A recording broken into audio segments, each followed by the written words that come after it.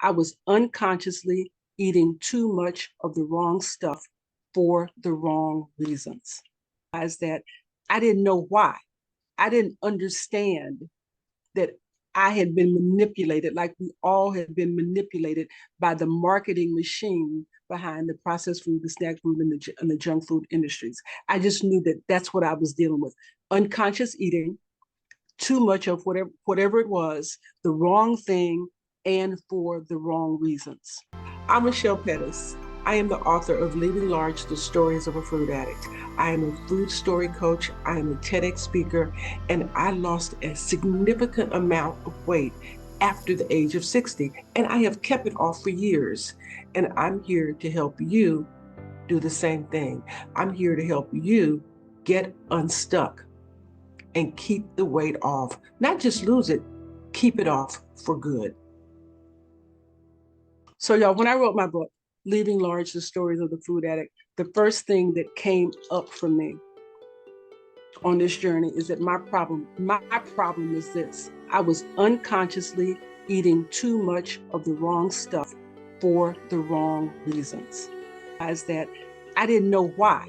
I didn't understand that I had been manipulated, like we all had been manipulated by the marketing machine behind the processed food, the snack food, and the junk food industries. I just knew that that's what I was dealing with.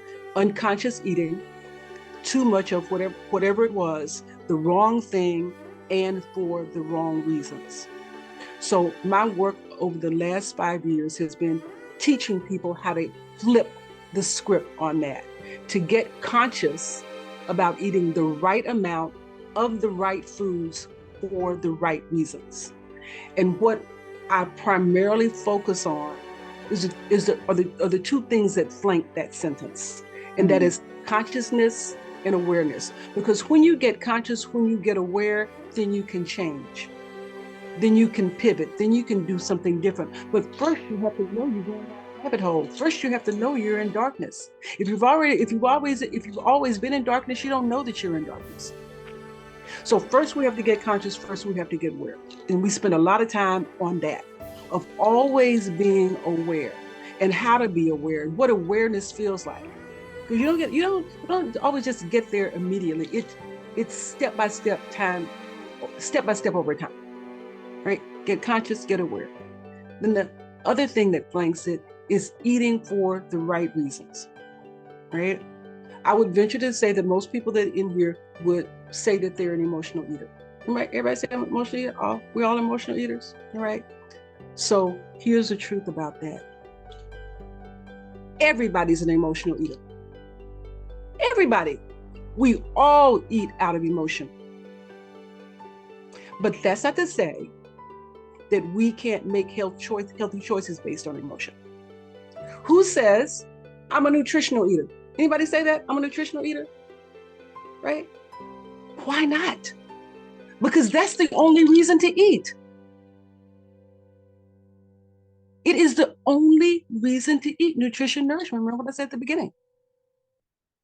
So we have been conditioned. We have been conditioned in this culture to give food power that it does not have.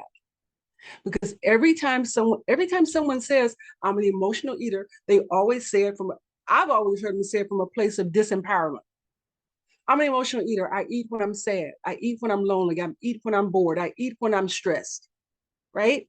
That's from a place of disempowerment, with the belief that food can do something that it cannot do. That's an emotion. But here's the thing. The thing that's behind that everybody eats out, the reason that everybody eats out of fear. That is the baseline emotion that drives everybody's eating. Fear. Even if you are a nutritional eater. Because if you don't eat, right, you don't get nourishment, you get hungry, you don't feed your body's not nourished, right? We need food to live. We need water more, but we need food to live. And if we don't eat, we will ultimately die of starvation. Right? That's real. If you don't eat, you'll ultimately die of starvation. Right? So you eat. That's the fear. Oh my God, I need to get something to eat. I'll get sick, right? I won't be nourished. So that's the baseline fear. But there are other emotions that weave in and out, which we will explore how we manage food. But know that, just be aware that it can be something as simple as shifting your language, what you say to yourself. We're all driven by what we say to ourselves. Sometimes too harshly, and we're driven by what other people say too. But as soon as we change the language, and we can change it right now. I'm a nutritional eater. You can make that shift and decide tonight. That's why I eat. I eat for nutrition and nutrition only. I'm a nutritional eater. Put that in the chat, right?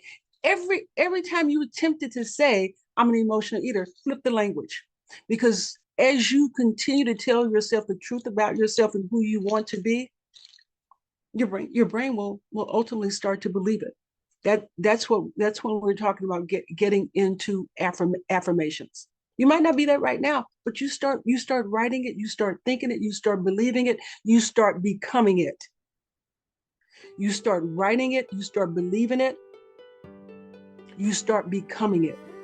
You start writing it, you start believing it, you start thinking it, you start saying it over and over, you become it. It takes practice. It's a habit. Everything is a habit. Everything is a habit. Just because you always done things a certain way doesn't mean that that's the way that you continue to do them. That's why you're here tonight, because what you have done in the past did not serve you. It's time to do something different. And let me tell you, it is time to do something that is dramatically different. Dramatically different. And this is dramatically different. What you get tonight is going to be different than anything you ever heard before. And I am telling you that it works. It worked for me when nothing else worked. It worked for the people that I my tribe that I call brand Nubians, the people that I coach. Some of them are here tonight. The people that come to our emotional eating group.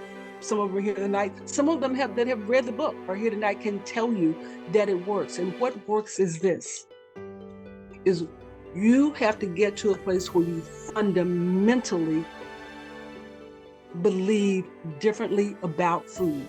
You have to change what food means to you. Because we have a culture, I'll continue to go back to this. We have a culture that is continually positioning food as fun, as entertainment, as pleasure, as everything but nutrition and nourishment. And as long as we adopt those beliefs, as long as we accept these false advertising messages, we are going to be looking to food for joy. We're going to be looking for food to do something that it cannot do. And that's one of the things that sets up the addiction, is we keep looking for food to do something it can't do. We keep wanting it to do what it says on the advertising, but it can't do it. And we get trapped trying to make it do it. We're gonna flip the script on that. We're gonna change that tonight.